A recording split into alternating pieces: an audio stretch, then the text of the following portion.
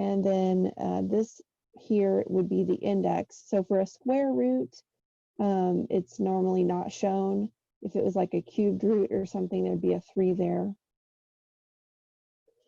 So for example, the square root of 64 would be 8. All right. And today we're just talking about real numbers. So for real numbers, the radicand would have to be positive. If you take the square root of a negative, that would give you an imaginary number, which I wasn't going to talk about today.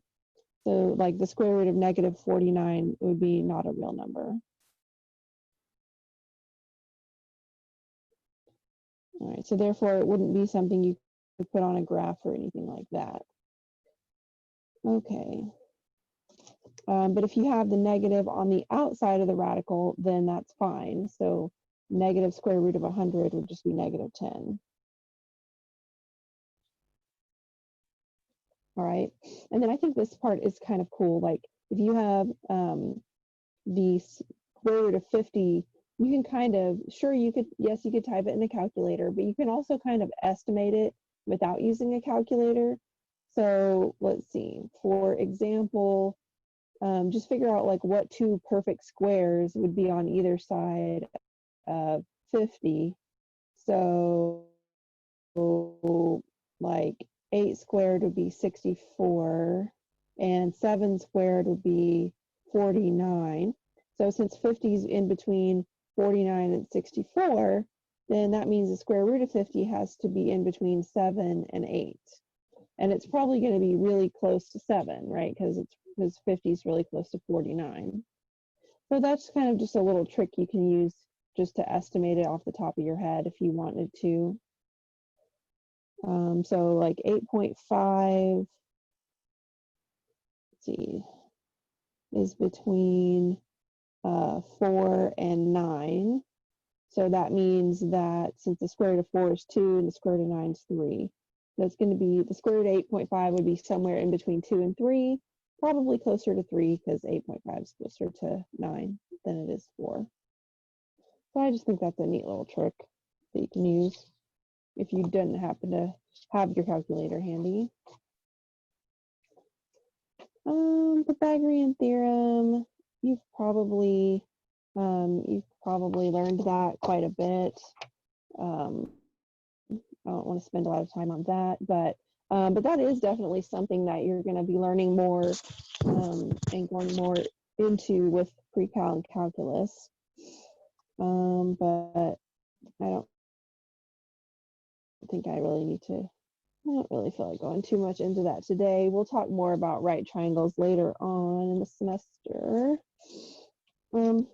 So here's some other types of roots. Instead of square roots, like I said, you can also have cubed roots, so that the index is 3. So we just wanted to figure out like what number raised to the 3rd power is equal to 27. So the cubed root of 27 is 3 because 3 to the 3rd power is 27. And if you have, now since the index here is an odd number, 3 is an odd number, so that means you can have a real answer for this even though it's negative, because a negative number raised to the 3rd power is still negative. So 5 to the 3rd power is 125. So this answer would be -5. All right. And I don't like to rely too heavily on calculators, but you can put these things into this calculator. Let's see. So we have the square root, so is right here above the x squared button. So you would just press, like if you want to do a square root, you would press second, and then you would press this button, and then you could put whatever number in there, like 64, and then get your answer. And then you can also do, if you wanted to do the cubed root, you're going to use that button right there above the caret. So you would press 3, so you type in whatever your index is. So if you want to do a cubed root, it's 3, and then press second and press this button, and then put in like, say, 125, and then that gives you your answer there. So that's how you could do that. All right. Let's see. So that would be negative, and that would be -2. So that would end up being +2. And then if you have the index and the exponent are the same, they just cancel each other out. So like that would just be y. This would just be 11. This would just be x. And this would just be 76. All right. And for this one, you can actually divide. 4 goes into 12 3 times. So it's going to be a to the 3rd power. And we'll talk more about that kind of stuff here in a sec. Okay. So this is really important right here. This is something that you will have to use a lot in calculus. So if you see a radical like this, and then you might have to change it into this form. So the nth root of x to the power of p is the same thing as x to the power of p over n. So the exponent over the index. So b, number one, b to the power, or the 6th root of b to the power of 5 turns into b to the power of 5/6.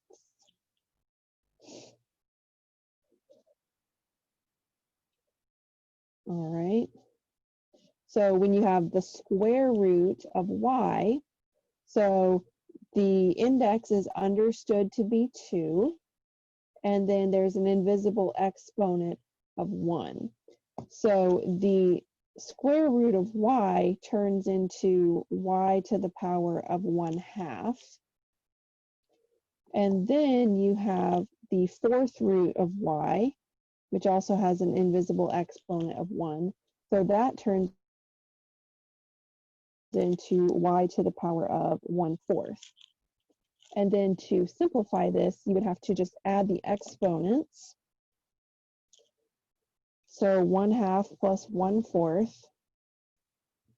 So to do that, I would use the bow tie method. So that's where you cross multiply. So that would be 4 plus 2 over 8. So that's 6 over 8, which reduces to 3/4. This would equal y to the power of 3/4. And then if you wanted to convert that back to radical form, that would be the same thing as the 4th root of y cubed. Okay, so so either form is perfectly valid. Really, just depends on. Sometimes this one is considered to be more appropriate, but it's just as important to know both forms there. And you can also do, so you can also add fractions in your calculator, which I don't know if I showed you how to do this before, but you can do that. But, it's good if you know how to do it without the calculator. Obviously, we went over that, but you can do it in here. So on this calculator, this button right here can be used for like the fraction bar. So if you want to put 1/2, you put 1, and then you press this ABC button, and that's like your fraction bar. So that's 1/2 right there.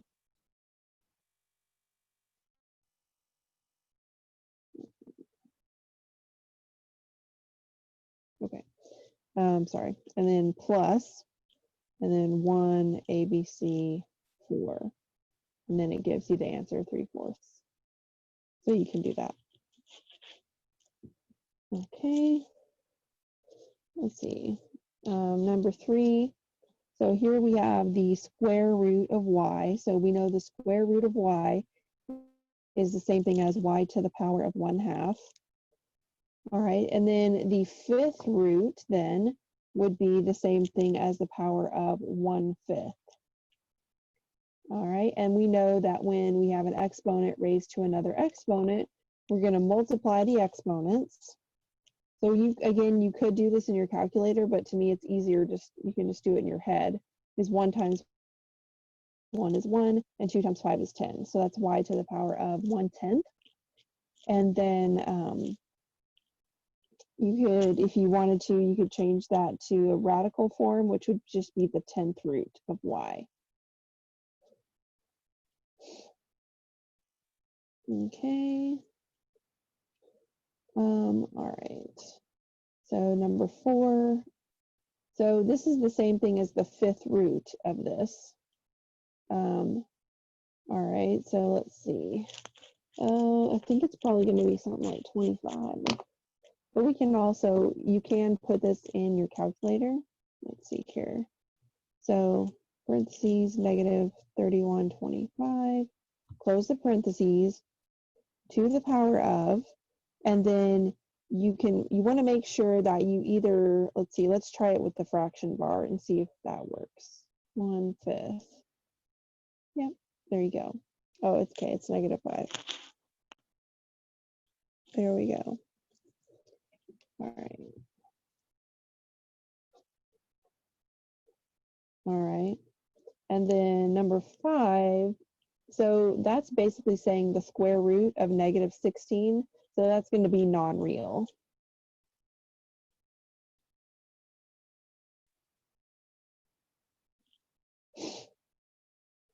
All right, so here, if we use this rule and we change that to a fraction, that would be 17 raised to the power of 12/4. But 12/4 reduces to 3. So 17 to the power of 3. So I'll go ahead and just type that in my calculator to see what that is. 17 to the power 3, 4,913. There you go. All right.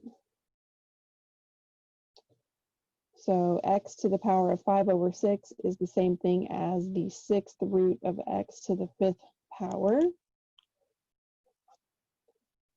And then this would change into the 7th root of 3a plus b. I still need to put parentheses around 3a plus b so I can show that it's raised to the power of 2. All right. So when you're doing your radicals, make sure that that the radical covers everything that it's supposed to cover, no more, no less, right? Okay. Let's see, 8 to the power of 2/3, that'd be the cubed root of 8 squared. So I could put the squared on the outside of the radical. That would be easier in this case. You could do it either way, because I know the cubed root of 8 is 2. And so then I just have to do 2 squared, which I know is 4. And then let's see. This would be the 4th root of 16/81 to the 3rd power. And I know the 4th root of 16 is 2, and the 4th root of 81 is 3. That's 2/3 to the 3rd power. And then 2 to the 3rd power is 8, and 3 to the 3rd power is 27. And then this one, since the exponent is negative, that means I can flip what's in the parentheses. So that would turn into 9/25 in parentheses raised to the power of 1/2, which means it's the square root. And I know the square root of 9 is 3, and the square root of 25 is 5, so 3/5.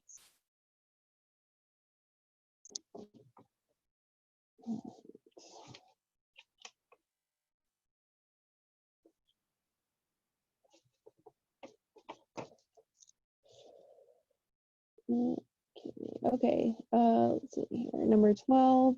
So that is going to be x to the power of 7/3 over x to the power of 7/5. So then to simplify that, I would have to subtract 7/3 minus 7/5. So let's try that on the calculator. 7/3 minus 7/5 equals 14/15. There we go.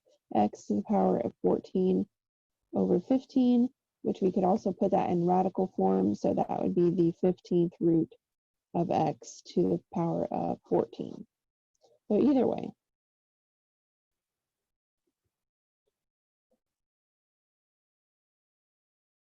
Okay.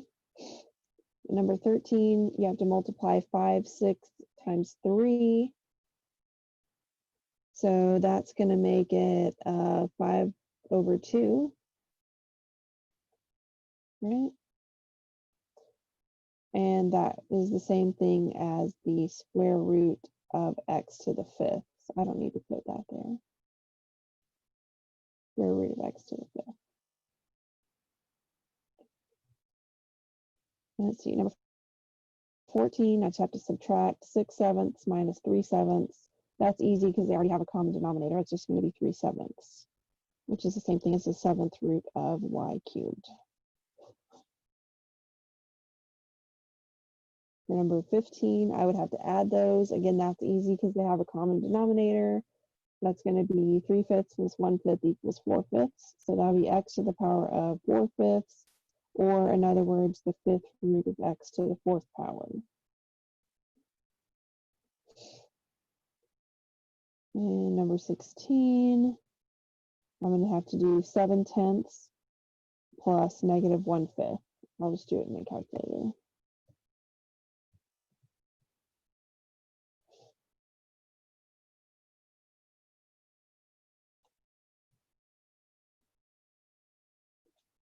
So that ends up being 1/2.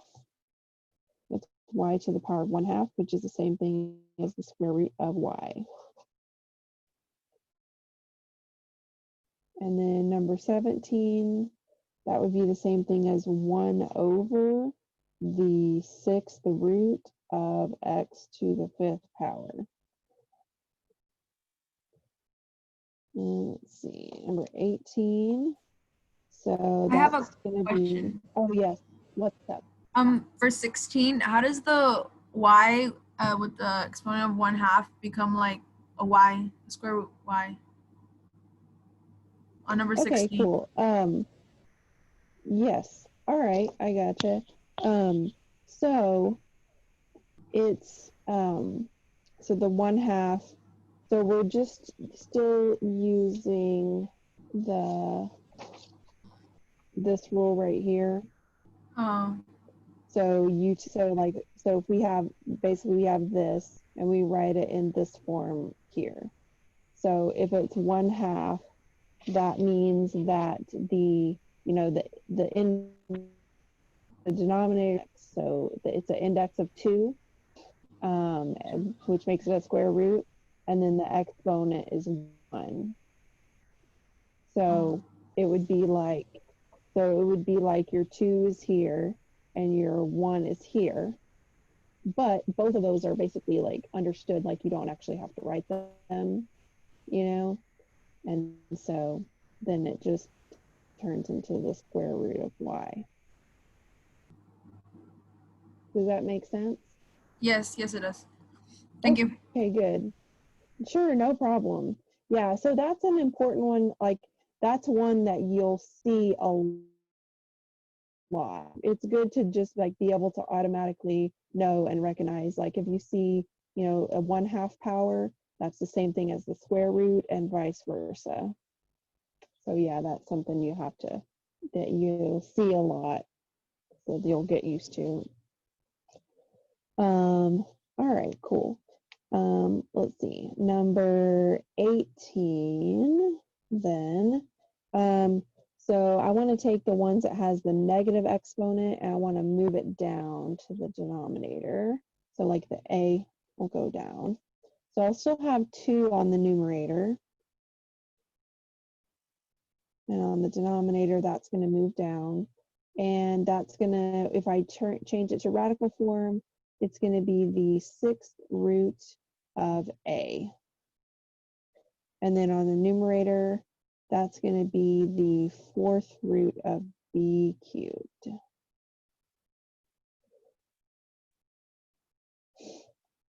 Okay. Let's see. on number 19. So let's change that to radical form.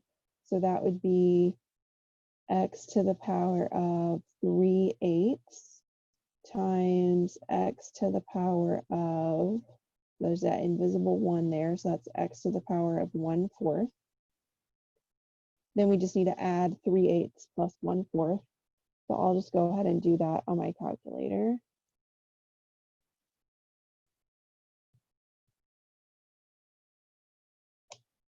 And that gives me 5/8. So it turns into x to the power of 5/8. So we could leave it like that. Or if we wanted to put it back in radical form, it would be the 8th root of x to the 5th power. So either one of those.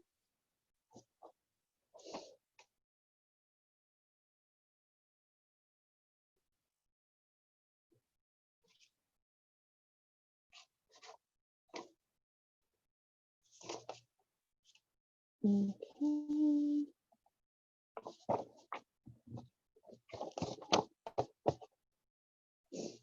All right, the number 20.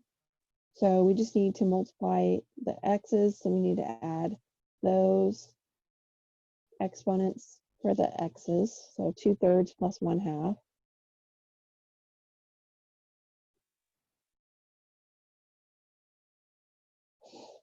Is, okay, so that is, so what that's telling me right there is it's 1 and 1/6, which is a mixed number, which we don't like.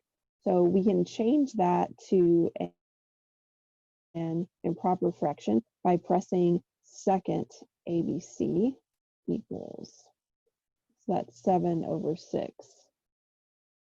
So x to the power of 7/6. And then for the y's, 2/3 plus -2/3, that would be 0. That would be y to the power of 0.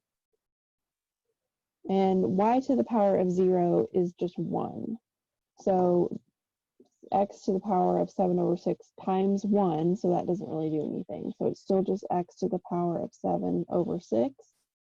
And then if we wanted to change that into radical form, it would be the 6th root of x to the power of 7.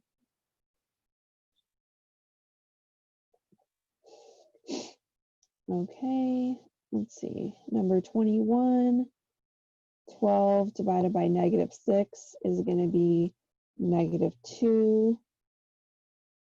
And then for the x's, so there's an invisible exponent of 1 right there. So I would need to do -2/3 minus 1. So let me put that on my calculator. -2/3 minus 1 equals, that's giving me a mixed number again. So I'm going to press second ABC equals, so that's -5/3. That's going to be x to the power of -5/3. And then for the y, there's an invisible 1 there. So I need to do 1 minus -3/4. 1 minus -3/4. That's another mixed number. So press second ABC equals, and that gives me 7/4. So it's y to the power of positive 7/4. And I want to move the one that has the, well, when you're doing calculus, and if you're going to like take the derivative of this or something, which is what you do all the time in calculus, you would basically just leave it like this. But typically we like to go ahead and get rid of that negative exponent when we're making a nice, pretty final answer. So, so just the x part would go to the bottom. So -2 still on top. And yeah, it's only the ones that have the negative exponent, not the negative number itself. So then the y is still up top. And then if we wanted to change it to radical form, we could do that. So that would be the 4th root of y to the 7 And on the bottom, it would be the cube root of x to the 5th. All right, so really, any of those are possibly good answers, good ways of writing the answer.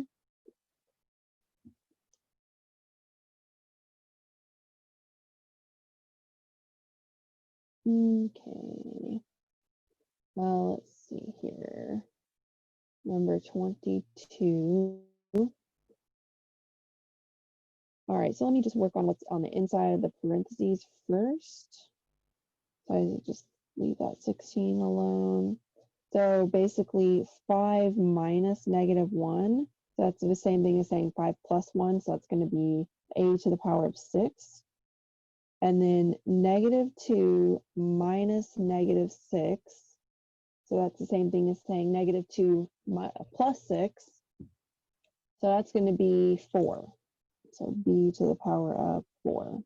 And then all that is still raised to the power of 1/2, which is just another way of saying the square root. So I know that the square root of 16 is 4. And then basically 6 times 1/2. So in other words, half of 6 is 3. So that'll be a to the power of 3. And then half of 4 is 2. So that's b squared.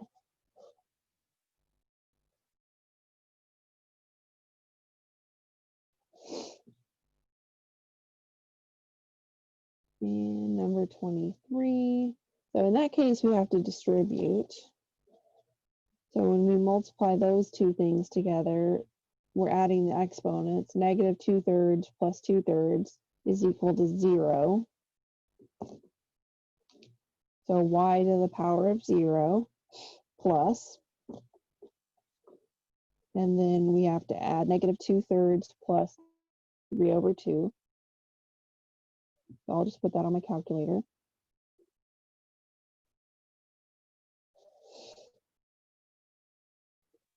And that comes out to be 5/6. So y to the power of 5/6. And then we know that anything raised to the power of 0 is just 1. So that would be 1 plus y to the power of 5/6.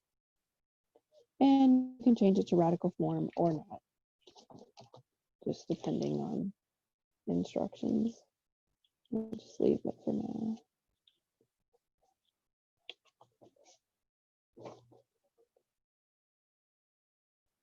Okay. Simplifying radicals is important to know.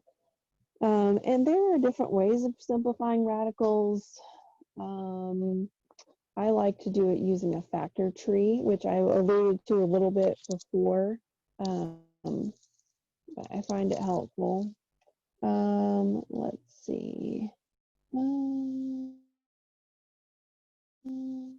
Right, okay. So do a factor tree for 12. So that would be 2 and 6, and then that would be 2 and 3. So those are my prime factors. So then what I do from there is I just circle the pairs of prime factors. So I have a pair of 2's. So that means that I'm going to have a 2 come on the outside of my radical. And then this 3 is going to be left on the inside of the radical. So the square root of 12 is equal to 2 times the square root of 3. All right, so yes, you can type in the square root of 12 to your calculator and you can get a decimal.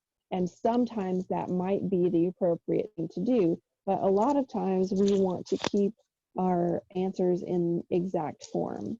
And so that's when we have to do like this. Okay. So if you do a factor tree for 75, the 2 doesn't go into 75, but I always like to do the smallest number I can. So 3 does go into 75. And you can use your calculator just like to check all this stuff too, like,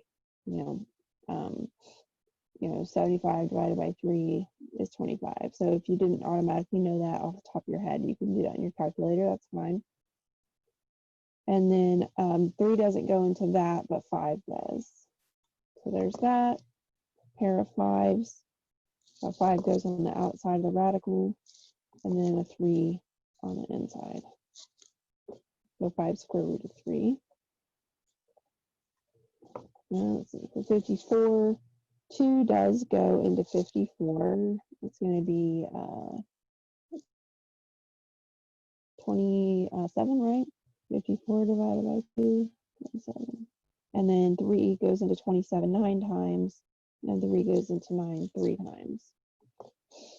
So here is a pair of 3s, and then you've got a 2 and a 3 are left over.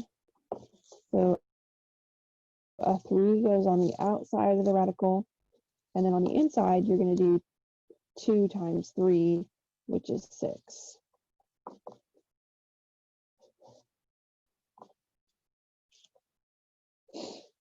Okay.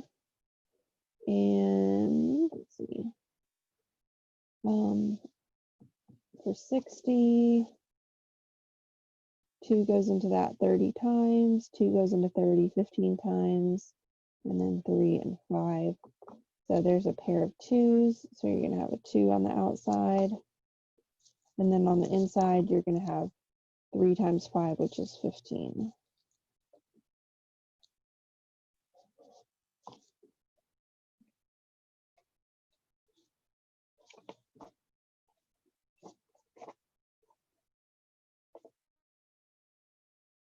I'm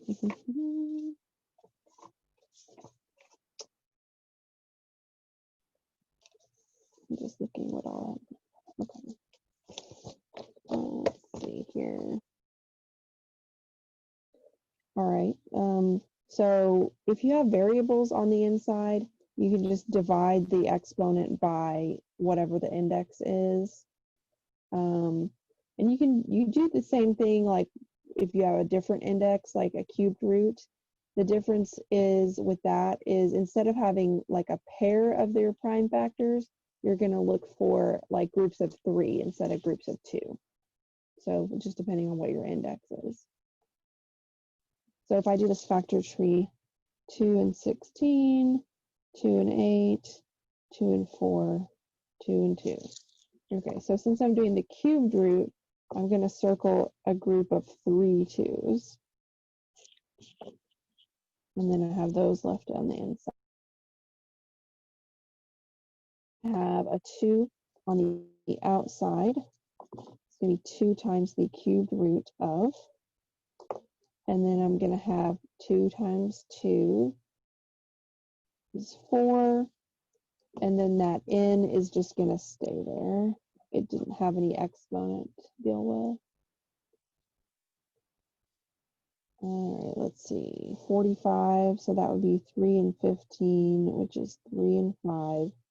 So that's a pair of 3s. So you're going to have a 3 on the outside of your radical. And you're going to have a 5 on the inside of your radical. But then we have to deal with A and the B. So the index is understood to be 2. So 2 goes into 3 one time with 1 left over. So 2 goes into 3 one time with 1 left over. And then 2 goes into 8 4 times. So that gives me b to the 4th with none left over. So 2 goes into 8 4 times with none left over. And that's my answer for that.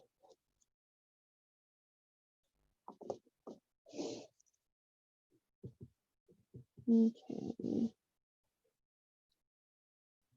Number 7, let's do a factor tree, which we already did. 2, 16, 2, 8, 2, 4, 2, 2. So this time the index is 5, which means we would be looking for groups of 5 things that are the same. And we just have the 5 2s. Also, it's negative. So, and the index is odd, so that's okay. So it's going to be negative 2 on the outside of the radical. And then, let's see. So then 5 goes into 5 once with nothing left over. So that's just going to be x. And then 5 would go into 6 once with 1 left over. So that's my answer for this one.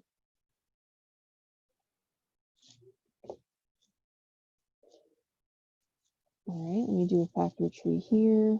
2 and 20, 2 and 10, 2 and 5. And this is the index of 3. So I'm going to circle a group of 3 2s, which means I'm going to have a 3 on the outside of my radical. And I'm going to have a 5 left on the inside of the radical.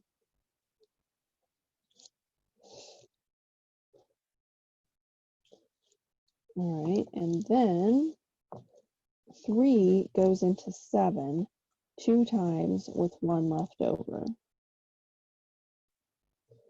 Again, that's 3 goes into 7 2 times with 1 left over. And then 3 goes into 26 8 times with 2 left over. That's 3 goes into 26 8 times with 2 left over.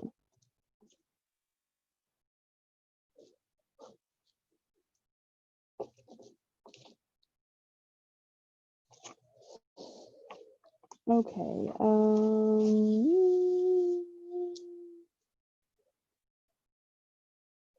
want to get to rationalizing the denominator because that's really important. Rationalizing the denominator, very important. All right, so typically it's considered improper to have a radical in the denominator. So we want to rationalize the denominator. And so meaning we want to get the radical out of there. And I had a fellow instructor that I knew once upon a time who said that we have to get rid of the SOB square root on the bottom. So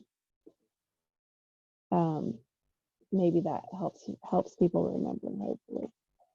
All right, so let's see.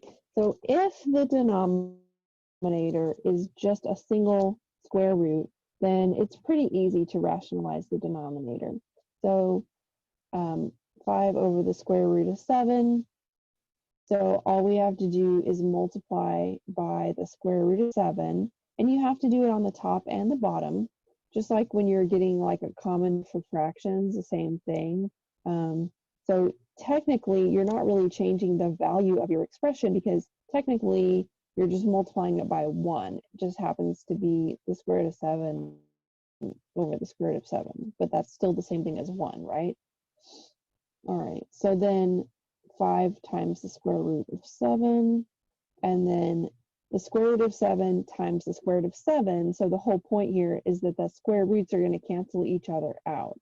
You could say it's the square root of 49, but that again would still just be 7. So that's your final answer for that. All right, and let's see. So here we could rewrite this as the square root of 25 over the square root of 2. And we know the square root of 25 is 5. So we have 5 over the square root of 2. So we're just going to multiply times square root of 2 over square root of 2, which gives us 5 square root of 2 all over 2.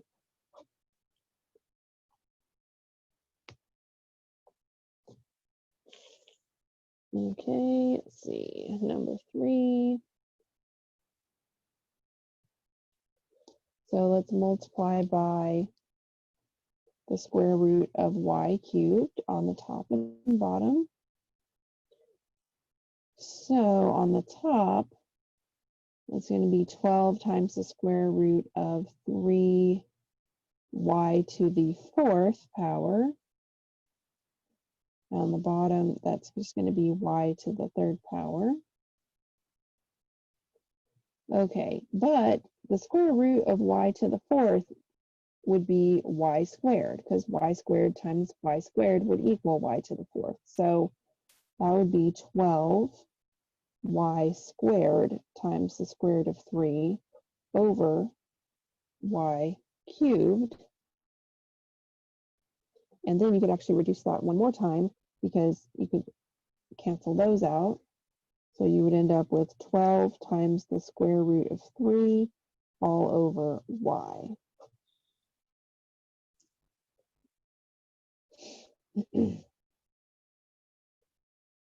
All right, number 4, let's see if we can simplify the square root of 192 with a factor tree.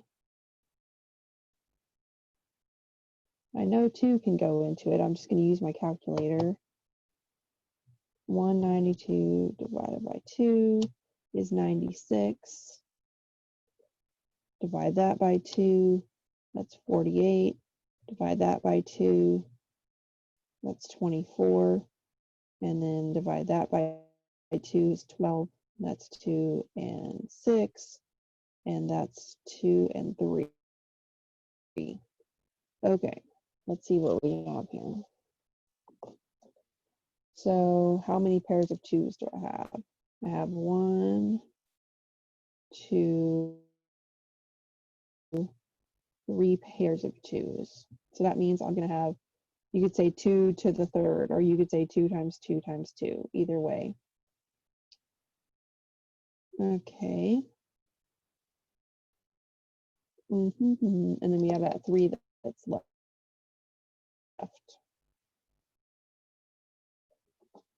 All right. So let's just leave x to the 5th right there. And I'll just leave y to the 5th right here for the moment. All right, so 2 times 2 times 2 is 8. All right, so I have 8 times the square root of 3x to the 5th over the square root of y to the 5th. And then I just need to multiply times the square root of y to the 5th.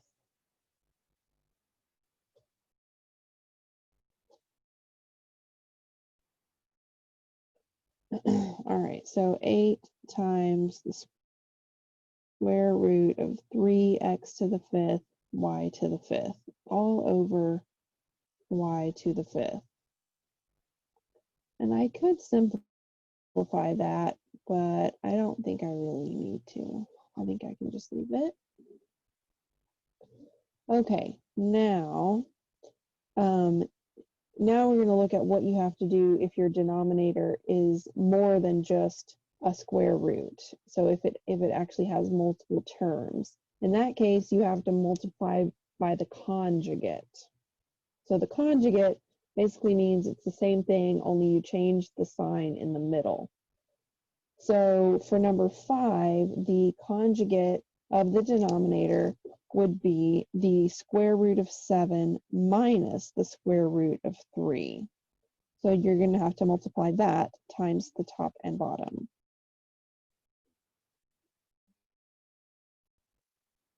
So on the numerator, you could just distribute the y.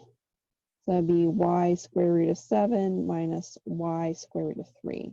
On the denominator, then you're going to have to FOIL. So I guess we hadn't really gone over FOIL, but I'm hoping you know it. So first, square root of 7 times square root of 7, that just becomes 7. And then outside, square root of 7 times square root of 3, that would be minus the square root of 21. And then on the inside, square root of 7 times square root of 3, that would be plus the square root of 21. And then last, that would be minus 3. So you can see here that the square root of 21 cancels out in the middle there. And then basically it's 7 minus 3, which is 4. So your final answer would just be y squared of 7 minus y squared of 3 all over 4.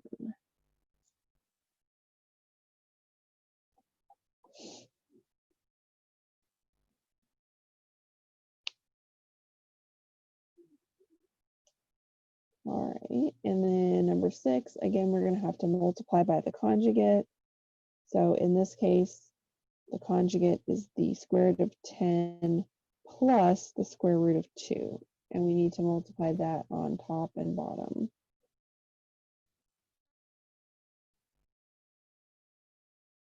All right, so just distribute on the top. So 3x squared of 10 plus 3x square root of 2. And then we're going to FOIL on the denominator. So that would be 10 plus the square root of 20 minus the square root of 20 minus 2. So that canceled out, and then 10 minus 2 is 8. So just 3x squared of 10 plus 3x squared of 2 all over 8.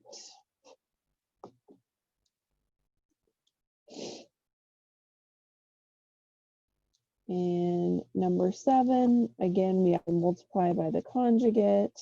And in this case, the conjugate would be 6 minus the square root of 3.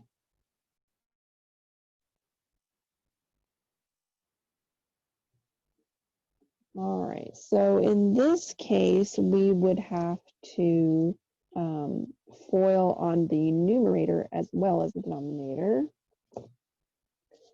So let's see, that's going to be negative 18 plus 3 square roots of 3 minus 6 square roots of 5 plus the square root of 15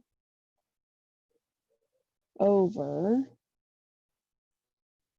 so when I FOIL that, that's going to be 36 minus 6 square root of 3 plus 6 square root of 3 minus 3. So that's canceled out. And then 36 minus 3 would be 33. And then there's no like terms or anything up there to combine. So basically that is your answer. And you could, if you wanted to, you could split this up into like 4 separate fractions, some of which would reduce, but you don't necessarily have to do that.